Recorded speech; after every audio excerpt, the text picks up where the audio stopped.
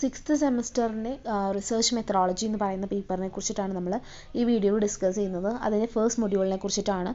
Just ഒരു introduction section പോലെയാണ് ഈ ഒരു മൊഡ്യൂൾ എന്ന് പറയുന്നത്. നേച്ചർ ആൻഡ് മീനിങ് ഓഫ് റിസർച്ചിനെ കുറിച്ച് പറയുകയാണെന്നുണ്ടെങ്കിൽ, research is a methodological way to collect, analyse and understand problems in our complex world. അതായത് നമ്മുടെ ഈ വേൾഡിലുള്ള എല്ലാ സബ്ജക്ട്സിനെ കുറിച്ചിട്ടും എല്ലാത്തിനെ കുറിച്ചിട്ടും നമ്മൾ നേച്ചർ ആൻഡ് മീനിങ് ഓഫ് റിസർച്ചിലേക്ക് തുടങ്ങുകയാണെന്നുണ്ടെങ്കിൽ, റിസർച്ച് എന്ന് പറയുന്നത് ഒരു methodological way to collect, analyse and understand problems in our complex world. നമ്മുടെ ഈ വേൾഡിലുള്ള ഒരുപാട് ഇഷ്യൂസ് കാര്യങ്ങളൊക്കെ ഉണ്ടാവും. അതിനെക്കുറിച്ചൊക്കെ തന്നെ നമ്മൾ ഡാറ്റാസ് കളക്ട് ചെയ്ത് അത് അനലൈസ് ചെയ്ത് എന്നിട്ട് ആ പ്രോബ്ലംസ് ഒക്കെ അണ്ടർസ്റ്റാൻഡ് ചെയ്യുന്ന ഒരു മെത്തഡോളജിക്കലായിട്ടുള്ള ഒരു മെത്തേഡ് ഉപയോഗിച്ചിട്ടുള്ള ഒരു വേ ആണെന്ന് പറയുന്നത് റിസർച്ച് എന്ന് പറയുന്നത്. It is crucial for finding practical solutions to social, economic and political issues. ഇപ്പോൾ നമ്മൾ സയൻസ് എന്നൊരു സബ്ജക്റ്റ് എടുക്കുകയാണെന്നുണ്ടെങ്കിൽ നമുക്കതിലിപ്പോൾ എന്തെങ്കിലും കണ്ടുപിടിക്കണമെന്നുണ്ടെങ്കിൽ നമുക്കതിന് ഒരു തിയറി ബേസ്ഡ് ആയിട്ടുള്ള, നമുക്ക് ഇന്ന കാര്യങ്ങൾ ചെയ്ത് കഴിഞ്ഞാൽ, ഇന്ന ടെക്നിക്സ് യൂസ് ചെയ്ത് കഴിഞ്ഞാൽ, ഇന്ന എക്സ്പെരിമെന്റ്സ് യൂസ് ചെയ്ത് കഴിഞ്ഞാൽ നമുക്ക് ഇന്നൊരു ആൻസർ കിട്ടുന്നുള്ള രീതിയിൽ എടുക്കാം. പക്ഷേ നമ്മുടെ ഒരു സോഷ്യൽ, എക്കണോമിക് ആൻഡ് പൊളിറ്റിക്കൽ ഇഷ്യൂസിനെ സംബന്ധിച്ച് നമുക്കൊരു പ്രാക്ടിക്കൽ ആയിട്ടുള്ള ഒരു സൊല്യൂഷൻ കണ്ടുപിടിക്കാൻ വേണ്ടിയിട്ട് ബുദ്ധിമുട്ടാണ്. Research involves gathering, analysing and interpreting information to gain knowledge and wisdom. Research എന്ന് പറയുന്നത് ഈ ഒരു ഡാറ്റ കാര്യങ്ങളെ തന്നെ ഗ്യാദർ ചെയ്യും, അനലൈസ് ചെയ്യും, അതിനുശേഷം അത് ഇന്റർപ്രറ്റ് ചെയ്യും, അതിനൊരു ഇൻഫോർമേഷൻ ആക്കി മാറ്റിയിട്ട് ഒരു നോളജ് ആക്കി മാറ്റുകയും ചെയ്യുന്നതിനെയാണ് നമ്മൾ റിസർച്ച് എന്ന് പറയുന്നത്. It is a systematic and scientific approach to studying problems and discovering solutions requiring deep analysis and thoughtful reflection. അതായത് നമ്മൾ പറഞ്ഞൊരു മെത്തഡോളജിക്കൽ വേ ആണ്. അതുപോലെ ഒരു സിസ്റ്റമാറ്റിക്കും സയന്റിഫിക് അപ്രോച്ചുമാണ് നമ്മൾ ഇതിൽ ഉപയോഗിക്കുന്നത്. എന്തിന്? ഈ പ്രോബ്ലംസ് ഒക്കെ സ്റ്റഡി ചെയ്യാൻ വേണ്ടിയിട്ട് സിസ്റ്റമാറ്റിക്കും സയന്റിഫിക്കുമായിട്ടുള്ള ഒരു അപ്രോച്ച് നമ്മൾ ഉപയോഗിക്കുന്നു. എന്നിട്ട് നമ്മൾ അതിൽ നിന്നും സൊല്യൂഷൻസ് കാര്യങ്ങളൊക്കെ തന്നെ ഉണ്ടാക്കിയെടുക്കുന്നു. സോ ഇതാണ് nature and the meaning of research എന്ന് പറയുന്നത്. റിസർച്ച് എന്ന് പറയുന്ന ഒരു ഡെഫിനിഷൻ എടുക്കുകയാണെന്നുണ്ടെങ്കിൽ നമുക്ക് റിസർച്ചിനെ സയന്റിഫിക്കും സിസ്റ്റമാറ്റിക്കും ആയിട്ടുള്ള രീതിയിൽ പറയാൻ വേണ്ടി പറ്റും. Research is an academic activity and the term should be used in technical sense. Research എന്ന് പറയുന്നത് ഒരു അക്കാഡമിക് ആക്ടിവിറ്റിയാണ്. നമ്മളിപ്പോൾ അക്കാഡമിക് റൈറ്റിംഗ്സ് കാര്യങ്ങളൊക്കെ തന്നെ പഠിക്കുന്നുണ്ടാവും. അപ്പോൾ ഒരു അക്കാഡമിക് ആക്ടിവിറ്റിയാണ് എന്ന് പറയുന്നത് റിസർച്ച് എന്ന് പറയുന്നത്. നമ്മളിപ്പോൾ അക്കാഡമിക്സിൽ ചെയ്യേണ്ട ഒരു കാര്യമാണ് ഈ പ്രൊജക്റ്റും റിസർച്ച് എന്നൊക്കെ പറയുന്നത്. സോ അതിനൊരു ടെക്നിക്കൽ സെൻസ് കൂടി നമ്മൾ യൂസ് ചെയ്തിട്ടുണ്ടാവണം. ഇനി നമ്മൾ ഫസ്റ്റ് വില്യം എമറി പറയുന്നൊരു ഡെഫിനിഷനാണ് പറയുന്നത്. Any organized enquiry designed and carried out to provide information for solving a problem. അതായത് ഓർഗനൈസ്ഡ് ആയിട്ടുള്ള അതുപോലെ തന്നെ ഡിസൈൻഡുമായിട്ടുള്ള ഒരു എൻക്വയറി ആണ്, ഒരു അന്വേഷണമാണ്. എന്തിനു വേണ്ടിയിട്ട്? ടു ക്യാരിഡ് ഔട്ട് ടു, ഒരു ഔട്ട് ചെയ്യാൻ, എന്ത് ഔട്ട് ചെയ്യാൻ വേണ്ടിയിട്ട്? Provide information four solving A problem. ഒരു പ്രോബ്ലം സോൾവ് ചെയ്യാൻ വേണ്ടിയിട്ടുള്ള ഇൻഫർമേഷൻസ് ഔട്ട് ചെയ്യാനുള്ള ഒരു എൻക്വയറി എന്നുള്ള രീതിയിൽ, ഒരു സ്റ്റഡി എന്നുള്ള രീതിയിലാണ് റിസർച്ചിനെ പറയുന്നത്.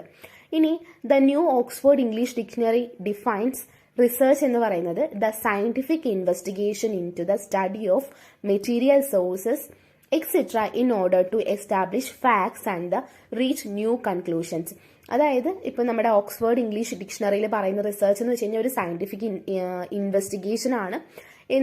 ഒരു സ്റ്റഡി മെറ്റീരിയലിലേക്ക് അല്ലെങ്കിൽ ഒരു സോഴ്സിലേക്ക് ഇത് എന്തിലേക്കാണ് എത്തിക്കുന്നത്? ഫാക്റ്റിലേക്ക് എത്തിച്ചുകൊണ്ട് പുതിയൊരു കൺക്ലൂഷനിലേക്ക് എത്തിക്കുന്ന ഒന്നാണ് റിസർച്ച് എന്നാണ് അതിൽ പറയുന്നത്. ഇനി റെഡ്മാനും അതുപോലെ മോറിയും ഡിഫൈൻ ചെയ്തിരിക്കുന്നത് research as a systemised effort to gain a knowledge. അതിൽ എല്ലാത്തിലും നമ്മൾ ശ്രദ്ധിക്കേണ്ട ഒരു കാര്യം സിസ്റ്റമാറ്റിക് എന്നുള്ള ഒരു സിസ്റ്റമൈസ്ഡ് എന്ന് പറയുന്ന ആ ഒരു വേർഡ് യൂസ് ചെയ്യുന്നുണ്ട്. അപ്പോൾ നമ്മൾ ശ്രദ്ധിക്കേണ്ട ഒരു കാര്യം ഈ സിസ്റ്റമാറ്റിക് ആയിട്ടുള്ള ഒരു സ്റ്റഡിയാണ് എന്ന് പറയുന്നത് റിസർച്ച് എന്ന് പറയുന്നത്. അപ്പോൾ ഒരു സിസ്റ്റമൈസ്ഡ് ആയിട്ടുള്ള ഒരു എഫേർട്ടാണ്, എല്ലാവരുടെയും ഒരു അധ്വാനമാണ് ഒരു പുതിയൊരു നോളജ് ഉണ്ടാക്കിയെടുക്കാൻ, പുതിയൊരു അറിവ് ഉണ്ടാക്കിയെടുക്കാൻ എന്നാണ് റിസർച്ചിനെ കുറിച്ച് ഇതിൽ പറയുന്നത്. സോ നമ്മൾ നേച്ചർ ആൻഡ് മീനിങ് പറഞ്ഞു, ഇപ്പോൾ ഡെഫിനിഷനും പറഞ്ഞു. ഇപ്പോൾ റിസർച്ച് എന്താണെന്നുള്ളൊരു കാര്യം പിടികിട്ടിട്ടുണ്ടാവും. ഇനി അടുത്ത് പറയുന്നത് ഈ റിസർച്ചിന്റെ ക്യാരക്ടറിസ്റ്റിക്സ് എന്തൊക്കെയാണ്, ഫീച്ചേഴ്സ് എന്തൊക്കെയാണെന്നുള്ളതാണ്. റിസർച്ച് എന്ന് പറയുന്നത് കെയർഫുള്ളും അതുപോലെ തന്നെ ഓർഗനൈസ്ഡ് സ്റ്റഡി ഓഫ് സംതിങ് ആണ്. എന്തെങ്കിലും ഒരു കാര്യത്തിനെ വളരെ സൂക്ഷ്മമായി പഠിക്കുകയും ഓർഗനൈസ്ഡ് ആയിട്ട് പഠിക്കുകയും ചെയ്യുന്നതിനാണ് റിസർച്ച് എന്ന് പറയുന്നത്. അതുപോലെ it's more than just gathering facts. അതുപോലെ ഫാക്റ്റുകളെ ഗ്യാദർ ചെയ്യുകയും ഇതിൽ ചെയ്യുന്നുണ്ട്. Research follows A scientific approach. ഒരു സയന്റിഫിക് അപ്രോച്ചാണ് റിസർച്ച് ഫോളോ ചെയ്തുകൊണ്ടിരിക്കുന്നത്. Its objective and logical meaning it's based on reason. ഒരു റീസണെ സംബന്ധിച്ചിട്ടാണ് അതിന്റെ ഒബ്ജക്റ്റീവ്സും കാര്യങ്ങളൊക്കെ കിടക്കുന്നത്. അതുപോലെ തന്നെ research റിലൈസ് on real evidence.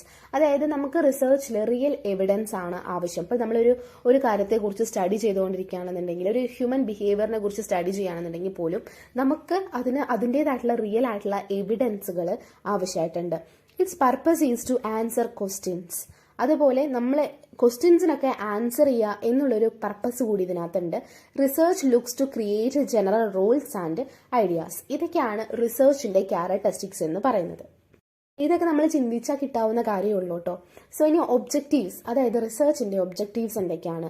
Research എന്ന് പറയുന്നത് help us to understand something better or discover new things about it. അതായത് ഏതെങ്കിലും ഒരു കാര്യത്തെ കുറിച്ചിട്ട് സംതിങ് ബെറ്റർ ആയിട്ടോ അല്ലെങ്കിൽ പുതിയതായിട്ടോ എന്തെങ്കിലുമൊക്കെ തന്നെ ഡിസ്കവർ ചെയ്ത് കൊണ്ടുവരിക, അല്ലെങ്കിൽ പുതിയതായിട്ട് നമ്മൾ കണ്ടുപിടിക്കുക, ഇതിനാണ് റിസർച്ച് എന്ന് പറയുന്നത്. It shows the true features of A specific situation or group. അതായത് റിസർച്ചിലൂടെ നമ്മളിപ്പോൾ ഒരു റീസെർച്ച്, അതാണ് സെർച്ച് എന്ന് വെച്ച് കഴിഞ്ഞാൽ നമ്മൾ അന്വേഷിക്കുകയാണ്. ഈ അന്വേഷണത്തിൽ തന്നെ വീണ്ടും അന്വേഷണങ്ങൾ, അതിനെയാണ് റീസെർച്ച് എന്ന് പറയുന്നത്. അതുപോലെ തന്നെ സ്പെസിഫിക് സിറ്റുവേഷൻസിനോ ഗ്രൂപ്പിനെ കുറിച്ചുള്ള ട്രൂ ആയിട്ടുള്ള ഫീച്ചേഴ്സ് കാര്യങ്ങളാണ് ഈ റിസർച്ചിലൂടെ കിട്ടുക. അതുപോലെ research figures out how often something happens or how it is connected to other things. അതായത് ഈ റിസർച്ച് എന്ന് പറയുന്ന ഈ ഒരു കാര്യത്തിൽ എന്താണ് പറയുന്നതെന്ന് വെച്ച് കഴിഞ്ഞാൽ, എന്താണ് സംഭവിച്ചത്, അല്ലെങ്കിൽ അത് മറ്റൊന്നിനെ എങ്ങനെയായിട്ട് കണക്റ്റഡ് ആയിട്ട് നിൽക്കുന്നു എന്നതിനെ കുറിച്ചൊക്കെ തന്നെ നമുക്ക് റിസർച്ചിലൂടെ പഠിക്കാൻ വേണ്ടി സാധിക്കും.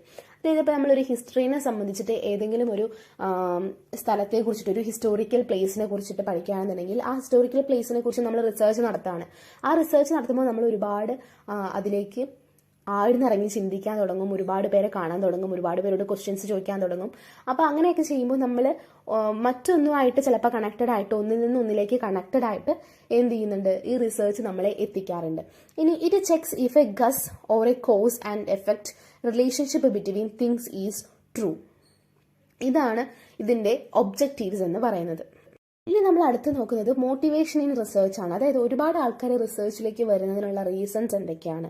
People engage in research for various reasons. ചിലപ്പോൾ aiming for a research degree and advantage it offers. അതായത് ഒരു റിസർച്ച് ഡിഗ്രിയിലൂടെ കിട്ടുന്ന അഡ്വാൻറ്റേജ് കാര്യങ്ങളൊക്കെ തന്നെ, അതിന്റെ കാര്യം കൊണ്ട് ചിലവർ റിസർച്ചിലേക്ക് വരാറുണ്ട്. The challenge of solving previously unanswered questions. അതായത് മുൻപ് ചോദിച്ചിരിക്കുന്ന ചോദ്യങ്ങളെയൊക്കെ തന്നെ, ആ അൺആൻസേർഡ് ആയിട്ടുള്ള ക്വസ്റ്റ്യൻസ് ഒക്കെ തന്നെ സോൾവ് ചെയ്യുക എന്നുള്ള രീതിയിൽ ആളുകൾ റിസർച്ചിലേക്ക് വരാറുണ്ട്. Finding satisfaction in the creativity of research work. അവരുടെ റിസർച്ച് വർക്കിൽ ഒരു സാറ്റിസ്ഫാക്ഷനും ക്രിയേറ്റിവിറ്റിയൊക്കെ കൊണ്ടുവരുന്നുണ്ട്. The intention to contribute to society and make positive impact.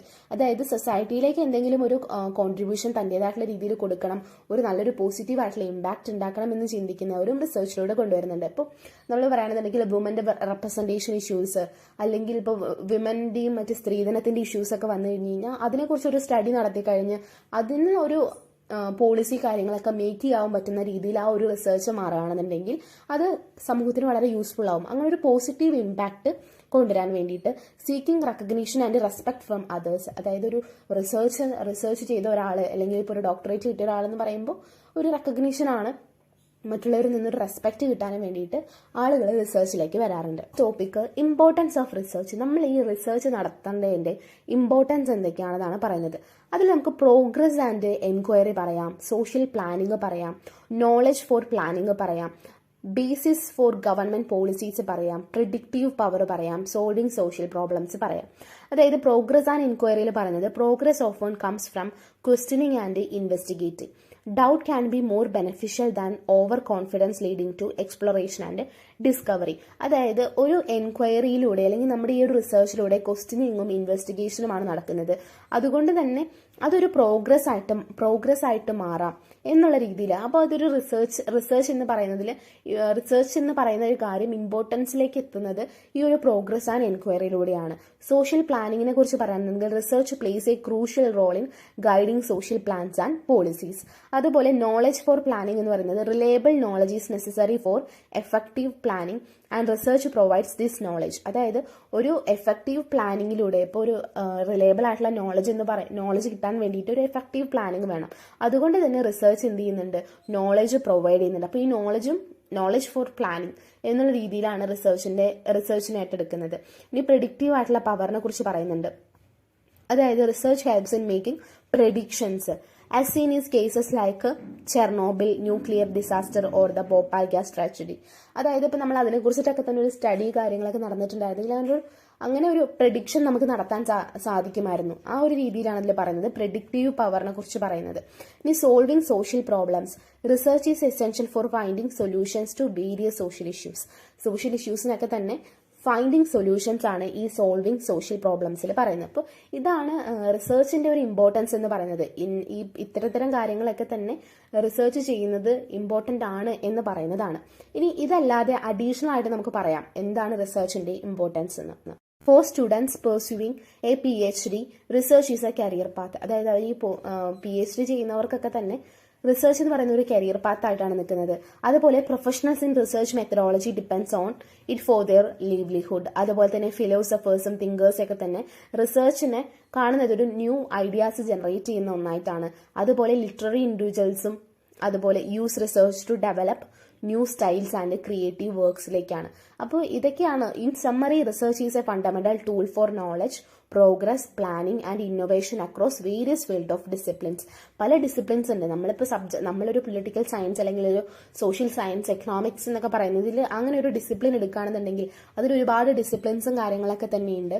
അപ്പോൾ ഒരു റിസർച്ച് എന്ന് പറയുന്ന ഒരു ഫണ്ടമെന്റൽ ടൂളാണ് എന്തിനു വേണ്ടിയിട്ടും, നോളജിനും ഒരു പ്രോഗ്രസിന് വേണ്ടിയിട്ടും പ്ലാനിങ്ങിന് വേണ്ടിയിട്ടും ഇന്നോവേഷനൊക്കെ പല ഫീൽഡിലും ഇന്നോവേഷൻസിന് വേണ്ടിയിട്ടും ഡിസിപ്ലിൻസിനൊക്കെ വേണ്ടിയിട്ടൊക്കെയാണ് ഈ റിസർച്ച് എന്ന് പറയുന്നത് ഇമ്പോർട്ടൻ്റ് ആയിട്ട് തീരുന്നത്. ഇനി അടുത്ത ടോപ്പിക് എന്ന് പറയുന്നത് ഈ റിസർച്ച് മെത്തഡോളജിയും റിസർച്ച് മെത്തേഡും തമ്മിലുള്ള ഡിഫറൻസിനെ കുറിച്ചിട്ടാണ്. അതായത് റിസർച്ച് മെത്തേഡ് എന്ന് പറയുന്നത് it is a process of doing surveys, collecting data and doing analysis. അതായത് ഒരു ടൈപ്പ് ഓഫ് ഡാറ്റ കളക്ട് ചെയ്യുക സർവേസിലൂടെ, അതുപോലെ തന്നെ അതിനെ അനലൈസ് ചെയ്യുക, അങ്ങനത്തെ ടൈപ്പ് ഓഫ് സാധനങ്ങളൊക്കെ ആയിരിക്കും റിസർച്ച് മെത്തേഡിൽ വരുന്നത്. പക്ഷെ മെത്തഡോളജി എന്ന് പറയുന്നത് it is the process of studying these research methods. അപ്പോൾ ഈ റിസർച്ച് മെത്തേഡ്സിനെ കുറിച്ചുള്ള ഒരു പ്രോസസ് ഓഫ് സ്റ്റഡിയിങ്ങിനാണ് റിസർച്ച് മെത്തഡോളജി എന്ന് പറയുന്നത്. അതുപോലെ തന്നെ റിസർച്ച് മെത്തഡോളജി എന്ന് പറയുന്നത് refers to a process of effectively addressing research problems.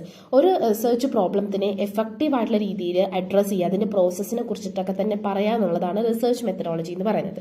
Research method എന്ന് പറയുന്നത് describes the method that the researcher use to conduct the research. നമ്മൾ പറഞ്ഞ പോലെ തന്നെ ഈ റിസർച്ചിൽ എന്തൊക്കെ മെത്തേഡുകളാണ് യൂസർ അല്ലെങ്കിൽ റിസർച്ചർ യൂസ് ചെയ്യുന്നത്. അതായത് ഇപ്പോൾ നമ്മൾ മുമ്പ് പറഞ്ഞ പോലെ തന്നെ സർവേസ് ആവാം, ഇൻ്റർവ്യൂസ് ആവാം, എക്സ്പെരിമെൻറ്റ്സ് ആവാം, ഒബ്സർവേഷൻസ് ആവാം, ഇങ്ങനെ ഡാറ്റ കളക്ഷൻ ടെക്നിക്സ് ആവാം. ഇതൊക്കെയാണ് റിസർച്ച് മെത്തേഡിൽ പറയുന്നത്. അതുപോലെ റിസർച്ച് മെത്തഡോളജി എന്ന് പറയുന്നത് investigate the various methods that can be use to conduct experiments, test and surveys. Research method എന്ന് പറയുന്നത് it involves conducting and experiment, test, surveys. അപ്പം നമ്മൾ മുമ്പ് പറഞ്ഞ പോലെ തന്നെ ആ മെത്തേഡ്സിനെ കുറിച്ചിട്ടുള്ള വേരിയസ് മെത്തേഡ്സിനെ കുറിച്ചിട്ടുള്ള സ്റ്റഡിയാണ്. ഇപ്പോൾ എക്സ്പെരിമെന്റ്സ് കാര്യങ്ങളൊക്കെ ചെയ്യുമ്പോൾ ഉള്ള ആ മെത്തേഡ്സിനെ കുറിച്ചുള്ള ഒരു സ്റ്റഡിയാണ്. റിസർച്ച് മെത്തേഡ് എന്ന് പറയുന്നത് എന്തൊക്കെ മെത്തേഡുകളാണ്, ഇപ്പോൾ എക്സ്പെരിമെന്റ്, ടെസ്റ്റ്, സർവേ എന്തൊക്കെയാണ് യൂസ് ചെയ്യുന്നത്, അതാണ് മെത്തേഡ് എന്ന് പറയുന്നത്. അതുപോലെ റിസർച്ച് മെത്തഡോളജി എന്ന് പറയുന്നത് use to find a solution to the research problem. അതായത് റിസർച്ച് മെത്തഡോളജിയാണ് നമ്മൾ റിസർച്ച് പ്രോബ്ലത്തിനുള്ള ഒരു സൊല്യൂഷൻ കണ്ടുപിടിക്കുന്നത്. അതുപോലെ റിസർച്ച് മെത്തേഡ് എന്ന് പറയുന്നത് use to achieve the research objective. അതായത് ഇതിൽ നമ്മൾ റിസർച്ച് ഒബ്ജക്റ്റീവ്സിനെ അച്ചീവ് ചെയ്യുക എന്നുള്ളതാണ് റിസർച്ച് മെത്തേഡിൻ്റെ ഒരു ഫീച്ചർ എന്ന് പറയുന്നത്. അതുപോലെ റിസർച്ച് മെത്തഡോളജി എന്ന് പറയുന്നത് aim to answer this question, how did the researcher complete he study. അപ്പോൾ റിസർച്ച് മെത്തഡോളജിയിലാണ് എങ്ങനെ ഒരു റിസർച്ചർ അവരുടെ റിസർച്ച് കംപ്ലീറ്റ് ചെയ്തു അല്ലെങ്കിൽ ആ ഒരു സ്റ്റഡി കംപ്ലീറ്റ് ചെയ്തു എന്നുള്ള ചോദിക്കുന്നതിനുള്ള ആൻസറാണ് റിസർച്ച് മെത്തഡോളജി എന്ന് പറയുന്നത്.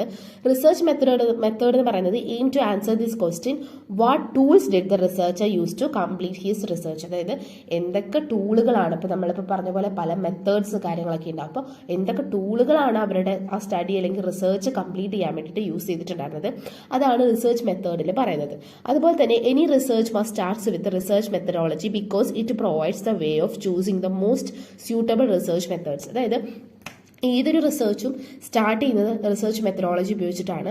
പല ടൈപ്പ് ഓഫ് വേസ് കാര്യങ്ങളൊക്കെ തന്നെ നമുക്ക് അതിലൂടെ കിട്ടും. പല ടൈപ്പ് ഓഫ് റിസർച്ച് മെത്തേഡ്സ് നമുക്ക് യൂസ് ചെയ്തത്, ഇത് സ്യൂട്ടബിൾ ആയിട്ടുള്ളത് യൂസ് ചെയ്തിട്ട് നമുക്ക് സ്റ്റഡി മുന്നോട്ട് കൊണ്ടുപോകാൻ വേണ്ടി റിസർച്ച് മെത്തഡോളജിയിൽ പറ്റും. റിസർച്ച് മെത്തേഡ് എന്ന് പറയുന്നത് research whether it be scientific or not must have research methods. വളരെ സിമ്പിളായിട്ട് പറയുകയാണെന്നുണ്ടെങ്കിൽ റിസർച്ച് മെത്തേഡ് എന്ന് പറയുന്നത് എന്തൊക്കെ ടൂൾസ് ഉപയോഗിച്ചു എന്നും റിസർച്ച് മെത്തഡോളജിയിൽ ചോദിക്കുന്നത് എങ്ങനെയാണ് ഒരു റിസർച്ച് കംപ്ലീറ്റ് ചെയ്തതെന്നും അതാണ് ഇതിൽ പറയുന്നത്. ഇനി നെക്സ്റ്റ് ടോപ്പിക് എന്ന് പറയുന്നത് സയൻറ്റിഫിക് മെത്തേഡാണ്. The scientific method is a step by step way to figuring things out. അതായത് ഇപ്പോൾ ഒരു സയൻറ്റിഫിക് മെത്തേഡ് എന്ന് പറയുന്നത് ഒരു സ്റ്റെപ്പ് ബൈ സ്റ്റെപ്പ് പ്രൊസീജിയറാണ്. ഒരു ലോജിക്കൽ പ്രോസസ്സിലൂടെ ലോജിക്കൽ പ്രോസസ് ഓഫ് റീസണിങ് എന്നാണ് സയൻറ്റിഫിക് മെത്തേഡിനെ കുറിച്ച് പറയുന്നത്. It help us to learn about the world in a careful and logical way. Scientist use this methods to gather reliable information about different things. അതായത് ഇപ്പോൾ ഒരു scientific method എന്ന് പറയുന്നത് പലതരത്തിലുള്ള നോളേജ് ഗെയിൻ ചെയ്യാനും ഇപ്പോൾ യൂണിവേഴ്സിനെ കുറിച്ചുള്ളതായിട്ടുള്ള അങ്ങനെയുള്ള പലതരത്തിലുള്ള ഇൻഫർമേഷൻസ് ഗ്യാദർ ചെയ്യാൻ വേണ്ടിയിട്ടുള്ളതാണ്. The primary purpose of the scientific method is to accumulate reliable knowledge about the universe. ഇതാണ് സയൻറ്റിഫിക് മെത്തേഡ് എന്ന് പറയുന്നത്. അപ്പോൾ ഒരു സ്റ്റെപ്പ് ബൈ സ്റ്റെപ്പ് പ്രൊസീജിയർ ആയിരിക്കും, ഒരു ലോജിക്കൽ പ്രോസസ് ഓഫ് റീസണിങ് ആയിരിക്കും ഉണ്ടാവുക. അതുപോലെ തന്നെ നോളജ് ഗെയിൻ ചെയ്യാന്നുള്ളതായിരിക്കും ഇതിൽ. അതുപോലെ തന്നെ it is presented as an objective logical and systematic method for analysing ഒരു ഫിനോമിനയെ ലോജിക്കലും സിസ്റ്റമാറ്റിക്കും ഒബ്ജക്റ്റീവ് ആയിട്ടുള്ള രീതിയിൽ അനലൈസ് ചെയ്യുക എന്നുള്ളതാണ് ഈ ഒരു സയൻറ്റിഫിക് മെത്തേഡിൻ്റെ ഒരു പ്രോസസ്സ് എന്ന് പറയുന്നത്. ഇനിയിപ്പോൾ ഒരു സയൻറ്റിഫിക് മെത്തേഡിനെ കുറിച്ചുള്ള സെർട്ടൈൻ ആയിട്ടുള്ള കുറച്ച് തിങ്സിനെ കുറിച്ച് പറയുകയാണെന്നുണ്ടെങ്കിൽ ഫസ്റ്റ് വൺ എന്ന് പറയുന്നത് അല്ലെങ്കിൽ ക്യാരക്ടറിസ്റ്റിക്സ് ഫീച്ചേഴ്സ് എന്നൊക്കെ പറയാം. റിലയൻസ് ഓൺ എവിഡൻസ് ആണ്. അതായത് ട്രൂത്ത് എന്ന് പറയുന്നത് that is established on the basis of evidence conclusion is admitted only when it is based on evidence. അതായത് ഒരു റിസർച്ചിനെ സംബന്ധിച്ച് സയൻറ്റിഫിക് മെത്തേഡ് യൂസ് ചെയ്യുന്നതിനെ സംബന്ധിച്ച് ട്രൂത്ത് എന്ന് പറയുന്നത് ഓൺലി എവിഡൻസിൻ്റെ, അതായത് എന്തൊക്കെ എവിഡൻസ് യൂസ് ചെയ്തിട്ടാണോ അതിനനുസരിച്ച് മാത്രമാണ് ട്രൂത്ത് ഉണ്ടാവുക. അതുപോലെ തന്നെ ഈ ഒരു നമ്മളിപ്പോൾ ഒരു കണ്ടുപിടിക്കുന്ന ഒരു ക്വസ്റ്റൻ ആവട്ടെ അല്ലെങ്കിൽ ഒരു റിസർച്ച് പ്രോബ്ലം ആവട്ടെ, അതിൻ്റെ ആൻസർ അല്ലെങ്കിൽ അതിൻ്റെ ഒരു രീതിയിൽ എടുക്കുമ്പോൾ ഒരു ഇമാജിനേഷനോ ഒരു ഗസ്സോ കാര്യങ്ങളോ ഉണ്ടാവില്ല. പ്രോപ്പറായിട്ടുള്ള എവിഡൻസ് ബേസ് ചെയ്തിട്ടായിരിക്കും അവർ കൊണ്ടുവരുന്ന എല്ലാ കൺക്ലൂഷൻ എന്ന് പറയുന്നത്. അതുപോലെ തന്നെ കമ്മിറ്റ്മെൻറ്റ് ടു ഒബ്ജക്റ്റിവിറ്റി എന്ന് വെച്ച് കഴിഞ്ഞാൽ ഒബ്ജക്റ്റിവിറ്റി ആണ് സയൻറ്റിഫിക് മെത്തേഡിൻ്റെ ഹോൾമാർക്ക് എന്ന് പറയുന്നത്. അതുപോലെ objectivity is the willingness and ability to accept truth with our bias. അതായത് ഒരു ഒബ്ജക്റ്റിവിറ്റി എന്നുള്ള രീതിയിൽ എടുക്കുമ്പോൾ സയൻറ്റിഫിക് മെത്തേഡിൻ്റെ ഏറ്റവും വലിയൊരു ഹോൾമാർക്കാണ് ഈ ഒരു ഒബ്ജക്റ്റിവിറ്റി എന്ന് പറയുന്നത്. അതുപോലെ ഇപ്പം നമ്മൾ കണ്ടുപിടിക്കുന്ന ഏത് കാര്യങ്ങളാവട്ടെ അതെല്ലാം തന്നെ ട്രൂത്തും ആയിരിക്കും. അതുപോലെ തന്നെ എല്ലാ ബയാസിലേക്കും, അതായത് എല്ലാവിടേക്കും അക്സെപ്റ്റ് ചെയ്യാൻ പറ്റുന്ന ഒന്നായിരിക്കും. തേർഡ് വൺ എന്ന് പറയുന്നത് എത്തിക്കൽ ന്യൂട്രാലിറ്റി ആണ്. അതുപോലെ science do not pass normal judgements on fact. It does not say they are good or bad. Science never imposes anything. അതായത് ഒരു എത്തിക്കൽ ന്യൂട്രാലിറ്റിനെ കുറിച്ചിട്ടാണ് പറയുന്നത്. ഒരു ജഡ്ജ്മെൻറ്റ് കാര്യങ്ങളൊന്നും ഉണ്ടാവില്ല, ഒരു ഗുഡ് ഓർ ബാഡ് എന്നുള്ള രീതിയിലൊന്നും ആയിരിക്കില്ല. മൊത്തം എന്ന് പറയുന്ന ഒരു പ്രൊസീജിയറിൻ്റെ ബേസ് ചെയ്തിട്ടായിരിക്കും നടക്കുന്നത്. അതുപോലെ തന്നെ science aims to nothing but making true and advocate statement about the object. അതുപോലെ തന്നെ വെരിഫയബിലിറ്റി, അതായത് എല്ലാ കാര്യങ്ങളും വളരെയധികം വെരിഫൈ ചെയ്തതിനും ശേഷം മാത്രമായിരിക്കും പുറത്ത് വിടുന്നുണ്ടാവുക. അതുപോലെ ലോജിക്കൽ റീസണിങ് പ്രോസസ്സ് തുടങ്ങിയ കാര്യങ്ങളൊക്കെ ഉണ്ടാവും. ഇനി റിസർച്ച് പ്രോസസ്സിനെ കുറിച്ചിട്ടാണ് പറയുന്നത്. അതായത് ഒരു റിസർച്ച് പ്രോസസ്സ് എന്ന് പറയുന്നത് research is a process for collecting, analysing and interpreting information to answer question. അതായത് ഇപ്പോൾ ഒരു പ്രൊജക്റ്റിനെ സംബന്ധിച്ച് നമ്മൾ എന്ത് ചെയ്യാണ്, ഒരു ക്വസ്റ്റ്യൻ ആൻസർ കണ്ടുപിടിക്കുകയാണ്. അപ്പോൾ ഈ ഒരു റിസർച്ചിൻ്റെ ഒരു പ്രോസസ്സ് എന്ന് പറയുന്നത് ഡാറ്റ എല്ലാം കളക്ട് ചെയ്യുകയും അനലൈസ് ചെയ്യുകയും അത് ഇൻ്റർപ്രറ്റ് ചെയ്യുകയും ചെയ്തിട്ട് നമ്മളിപ്പോൾ എന്ത് ക്വസ്റ്റ്യൻ ആണോ അതിലേക്ക് അതിൻ്റെ ആൻസറിലേക്ക് എത്തുക എന്നാണ് പറയുന്നത്. സോ ഈ ഒരു റിസർച്ച് പ്രോസസ്സിന് നമുക്ക് കുറച്ച് എന്താ പറയുക, ഒരു രീതിയിലൊരു 4-5 ഘട്ടമായിട്ടാണ് ഇതിനെ തിരിക്കാൻ വേണ്ടി പറ്റുക. ഫസ്റ്റ് വൺ എന്ന് പറയുന്നത് selection and formulation of A problem. ഒരു പ്രോബ്ലം സെലക്ട് ചെയ്യുക അല്ലെങ്കിൽ ആ ഒരു പ്രോബ്ലത്തെ മനസ്സിലാക്കിയെടുക്കുക. അടുത്തത് ഫോർമുലേഷൻ ഓഫ് ഹൈപ്പോത്തസിസ് ആണ്. അതുപോലെ ഫോർമുലേഷൻ, റിസർച്ച് ഡിസൈൻ്റെ ഫോർമുലേഷൻ, അതിനുശേഷം ഡാറ്റ കളക്ഷൻ, അതിനുശേഷമാണ് ജനറലൈസേഷൻ വരുന്നത്. അതിന് ശേഷം analyse and interpretation of data. ഇതാണ് വരുന്നത്. ഏറ്റവും അവസാനമാണ് നമുക്ക് ഈ ഒരു റിസർച്ച് റിപ്പോർട്ടിലൂടെ ഈ ഒരു പ്രോസസ്സിലേക്ക് എത്തുന്നത്. സോ ഇതാണ് ഒരു റിസർച്ച് പ്രോസസ്സ് എന്ന് പറയുന്നത്. ഒരു 6 സ്റ്റെപ്സ് ആണ് ഇതിൽ പറഞ്ഞിരിക്കുന്നത്. ഇനിയിപ്പോൾ വേറൊരു രീതിയിൽ പറയുകയാണെന്നുണ്ടെങ്കിൽ ഇപ്പോൾ formulation of A research problem എടുക്കാം. അതുപോലെ തന്നെ രണ്ടാമത്തെ സ്റ്റെപ്പായിട്ട് റിവ്യൂ ഓഫ് ദി ലിറ്ററേച്ചർ എടുക്കാം. മൂന്നാമത്തെ സ്റ്റെപ്പായിട്ട് ഫോർമുലേഷൻ ഓഫ് ഹൈപ്പോത്തസിസ് എടുക്കാം. നാലാമത്തെ സ്റ്റെപ്പായിട്ട് സെലക്ടിങ് എ സാമ്പിൾ എടുക്കാം. അഞ്ചാമത്തെ സ്റ്റെപ്പായിട്ട് റൈറ്റിംഗ് റിസർച്ച് പ്രപ്പോസൽ. ആറാമത്തേത് കളക്ഷൻ ഓഫ് ഡാറ്റ. ഏഴാമത്തേത് അനാലിസിസ് ഓഫ് ഡാറ്റ. അതുപോലെ തന്നെ എട്ടാമത്തേന്ന് പറയുന്നത് ഇൻ്റർപ്രിട്ടേഷൻ ആൻഡ് റിസർച്ച് റിപ്പോർട്ട്. ഇങ്ങനെയും ഒരു 8 സ്റ്റെപ്പുള്ള രീതിയിൽ ഒരു റിസർച്ച് പ്രോസസ്സിന് നമുക്ക് എടുക്കാൻ വേണ്ടി പറ്റും. അപ്പോൾ ഇതിൽ ഏതാണോ നിങ്ങൾക്ക് എളുപ്പം അത് പഠിച്ചു വയ്ക്കാം. സോ അപ്പോൾ ഈ റിസർച്ച് പ്രോസസ്സ് എന്ന് പറയുന്നത് like A model for research objects ആണ്, റിസർച്ച് പ്രൊജക്ട്സ് ആണ്. It involves different scientific steps that are connected. അതായത് പലതരത്തിലുള്ള സയൻറ്റിഫിക് സ്റ്റെപ്പുകൾ, സയൻറ്റിഫിക് മെത്തേഡ്സുകളൊക്കെ കണക്ട് ചെയ്തിട്ടാണ് ഈ റിസർച്ച് പ്രോസസ്സ് പോകുന്നത്. ഫസ്റ്റ് വൺ പറയുന്നത് പ്രോബ്ലം ഈസ് ചൂസൺ, അതായത് പ്രോബ്ലം ഐഡന്റിഫിക്കേഷൻ ആണ്. അതിനുശേഷം വേരിയസ് സ്റ്റേജസ് ആർ ഫോളോഡ്. അതിനുശേഷം നമ്മളിപ്പോൾ ഡയഗ്രത്തിൽ പറഞ്ഞ പോലെ തന്നെ research is A repeating cycle ആണ്. അതായത് റിസർച്ച് എന്ന് പറയുന്നത് റീസേർച്ച് ആണ്, നമ്മളെപ്പോഴും പറഞ്ഞിട്ടുണ്ടായിരുന്നു, വീണ്ടും സെർച്ച് ചെയ്യുക എന്നുള്ള രീതിയിലാണ്. If the data don't supported the idea the research is done again. അതായത് ഇപ്പോൾ നമ്മൾ കളക്ട് ചെയ്യുന്ന ഡാറ്റ അല്ലെങ്കിൽ അത് ആ ഒരു രീതിയിൽ സപ്പോർട്ട് ചെയ്തില്ല, നമ്മുടെ ഒരു ക്വസ്റ്റിന് സപ്പോർട്ട് ചെയ്തില്ല എന്നുണ്ടെങ്കിൽ നമ്മൾ വീണ്ടും ഡാറ്റ കളക്ട് ചെയ്തില്ലെങ്കിൽ വീണ്ടും ഈ സൈക്കിള് മുന്നോട്ട് കൊണ്ടുപോകണം. ഇപ്പോൾ CR കോത്താരിയുടെ റിസർച്ച് മെത്തഡോളജി എന്ന് പറയുന്ന അല്ലെങ്കിൽ മെത്തേഡ്സ് ആൻഡ് ടെക്നിക്സ് എന്ന് പറയുന്ന ഒരു ബുക്കിൽ റിസർച്ച് പ്രോസസ്സിന് ഒരു സ്പെസിഫിക് ഓർഡർ ആക്കിയിട്ട് ഒരു 11 സ്റ്റെപ്സ് ആക്കിയിട്ട് മാറ്റിയിട്ടുണ്ട്. അതെന്താന്ന് കൂടി നോക്കാം. നമ്മൾ മുൻപ് പറഞ്ഞ ആ ഫ്ലോ ചാർട്ട് തന്നെയാണ്, അതിനുശേഷം പറഞ്ഞ 8 പോയിന്റ്സ് തന്നെയാണ്, ഇതിലേക്ക് ഒരു 11 പോയിന്റ് ആയെന്ന് മാത്രം.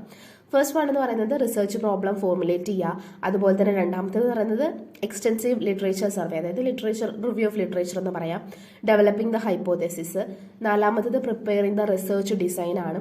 അതുപോലെ തന്നെ സാമ്പിൾ ഡിസൈൻ വരുന്നുണ്ട്, കളക്ഷൻ ഓഫ് ഡാറ്റ വരുന്നുണ്ട്, ആ ഒരു പ്രൊജക്ടിന്റെ എക്സിക്യൂഷൻ വരുന്നുണ്ട്, ആ ഡാറ്റയെ അനലൈസ് ചെയ്യൽ വരുന്നുണ്ട്, ഹൈപ്പോതെസിസിന്റെ ടെസ്റ്റിംഗ് വരുന്നുണ്ട്, പിന്നെ ജനറലൈസേഷൻ ആൻഡ് ഇന്റർപ്രിട്ടേഷൻ വരുന്നുണ്ട്, പ്രിപ്പറേഷൻ ഓഫ് ദ റിപ്പോർട്ട്. ഇങ്ങനെ ഒരു 11 രീതിയിലാണ് CR കോത്താരി അദ്ദേഹത്തിന്റെ പുസ്തകത്തിൽ ഈ ഒരു റിസർച്ച് പ്രോസസ്സിനെ ഒരു ഓർഡർ ആക്കി വെച്ചിരിക്കുന്നത്. Researchers in India, especially those in social science, encounter several challenges. അപ്പോൾ ഇന്ത്യയിലെ റിസർച്ചേഴ്സ് ഒരുപാട് തരത്തിലുള്ള ചലഞ്ചസ് ഫേസ് ചെയ്യുന്നുണ്ട്. അത് ഏതൊക്കെയാണെന്ന് വെച്ച് കഴിഞ്ഞാൽ ലാക്ക് ഓഫ് റിസർച്ച് ട്രെയിനിങ് ആണ്. അതായത് ഇപ്പോൾ ഒരു സയൻറ്റിഫിക് ട്രെയിനിങ്ങിനെ സംബന്ധിച്ച് അവർക്ക് വേണ്ട രീതിയിലുള്ള ഒരു മെത്തഡോളജി ഓഫ് റിസർച്ചിനെ കുറിച്ചുള്ള ഒരു ട്രെയിനിങ് അവർക്ക് ലഭിക്കുന്നില്ല. Many researchers lack proper training in research methods. അതുപോലെ തന്നെ ലിമിറ്റഡ് ഇൻട്രാക്ഷൻസ്. അതായത് ഇപ്പോൾ യൂണിവേഴ്സിറ്റി റിസർച്ച് ഡിപ്പാർട്ട്മെൻറ്റും അതുപോലെ തന്നെ അനദർ ബിസിനസ് ആവട്ടെ അല്ലെങ്കിൽ ഗവൺമെൻറ് ഡിപ്പാർട്ട്മെൻറ്റ്സ് ആയിട്ടൊന്നും ഒരു കറക്റ്റ് ആയിട്ടുള്ള ഒരു കൊളാബറേഷനോ ഇൻട്രാക്ഷനോ വരുന്നില്ല. അത് അവർക്കൊരു റിസോഴ്സസ് ലഭിക്കാനുള്ളൊരു ലിമിറ്റിലേക്ക് അത് എത്തിക്കുകയാണ്. അതുപോലെ ഗവൺമെൻറ് ഡോക്യുമെൻറ്റ്സ് ആക്സസ്, അതായത് ഇപ്പോൾ ഇതെല്ലാം ഗവൺമെൻറ്റിൻ്റെ ഡോക്യുമെൻറ്റ്സ് എല്ലാം മിസ്യൂസ് ചെയ്യോ എന്ന് വിചാരിച്ചിട്ട് പലതരത്തിലുള്ള ഡോക്യുമെൻറ്റ്സും റിസർച്ചേഴ്സിന് ഗവൺമെൻറ് കൊടുക്കുന്നില്ല. അതുപോലെ തന്നെ absence of a code of conduct, അതുപോലെ തന്നെ ഇൻസഫിഷ്യൻറ്റ് സപ്പോർട്ട്. ഇപ്പോൾ ലൈബ്രറി ഇഷ്യൂസ് ഒക്കെ പറയുകയാണെന്നുണ്ടെങ്കിൽ ഒരു ടൈം മാനേജ്മെൻറ്റ് കാര്യങ്ങളൊന്നും അവിടെ ഉണ്ടാവുന്നില്ല. മെനി പ്ലേസസിൽ ലൈബ്രറി ഒന്നും ആക്സസ് ചെയ്യാൻ വേണ്ടി പറ്റുന്നില്ല. അതുപോലെ തന്നെ ടൈമും മണി കൺസ്ട്രെയിൻസ്, അതായത് lack of time and money എന്നാണ് പറയാൻ വേണ്ടി പറ്റുള്ളൂ. ഇതിലെ absence of a code of conducts എന്ന് വെച്ച് കഴിഞ്ഞാൽ there is no establishment set of rules for researchers to follow. ഇതിപ്പോൾ റിസർച്ചേഴ്സ് ഇന്ന തരത്തിലുള്ള റൂൾസ് കാര്യങ്ങൾ ഫോളോ ചെയ്യുന്നൊന്നുമില്ല, അതുകൊണ്ട് ഒരു കോഡ് ഓഫ് കണ്ടക്ട് അവിടെ ഇല്ല എന്നാണ് പറയുന്നത്. അപ്പോൾ ഇതൊക്കെയാണ് റിസർച്ചേഴ്സ് ഇൻ ഇന്ത്യ ഫേസ് ചെയ്യുന്ന കുറച്ച് ചലഞ്ചസ് എന്ന് പറയുന്നത്. അടുത്തത് എന്താണ് സോഷ്യൽ സയൻസ് റിസർച്ച് എന്നാണ് പറയുന്നത്. So social disciplines like anthropology, commerce, economics, geography, history, law, political science, psychology and sociology deals with the aspects of human nature, life, behavior, social groups and institutions. So ഒരു social science research എന്ന് പറയുന്നത് ഇപ്പോൾ നമുക്കറിയാം, ഇപ്പോൾ സയൻസിനെ നമുക്ക് physical science എന്നും social സയൻസും ആണ് ഡിവൈഡ് ചെയ്തിരിക്കുന്നത്. അതുകൊണ്ട് തന്നെ ഈ സോഷ്യൽ സയൻസിൽ തന്നെ പലതരത്തിലുള്ള ഡിസിപ്ലിൻസ് ഉണ്ട്. അതായത് human nature, human life, human behaviours, social groups, അതുപോലെ സോഷ്യൽ ഇൻസ്റ്റിറ്റ്യൂഷൻസ് എന്നൊക്കെ പറഞ്ഞിട്ട് അപ്പോൾ ഒരു സോഷ്യൽ സയൻസ് എന്നുള്ള രീതിയിൽ തന്നെ ഇത്തരത്തിലുള്ള ഡിസിപ്ലിൻസ് കാര്യങ്ങളൊക്കെ തന്നെ ഉണ്ട്. അപ്പോൾ ഇതിൻ്റെ എക്സാമ്പിളായിട്ടാണ് നമ്മൾ പറയുക എന്താണ് anthropology, commerce, economics, geography, history, law, political science, sociology എന്നൊക്കെ പറയുന്നത്. അപ്പോൾ ഈ ബ്രാഞ്ചസ് ഒക്കെ തന്നെ സെപ്പറേറ്റഡും ആണ്, പക്ഷേ ഇന്റർ ഡിപ്പെൻഡന്റ് കൂടിയാണ്. അതായത് ഇത് സെപ്പറേറ്റഡ് ആണെന്നുണ്ടെങ്കിലും ഇവർ ഇന്റർ ഡിപ്പെൻഡന്റ് ആണ്. ഇപ്പോൾ സോഷ്യൽ സയൻസ് റിസർച്ച് എന്ന് പറയുന്നത് ഒരു systematic method of exploring, analysing, അതുപോലെ തന്നെ conceptualising human life in order to extend അല്ലെങ്കിൽ correct or verify the knowledge of human behaviour and social life.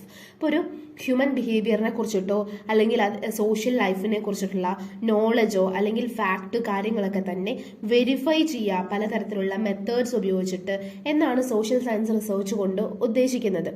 അതായത് social science research is a systematic method that explores, analyzes and conceptualizes human life to extend, correct or verify knowledge of human behavior and social science.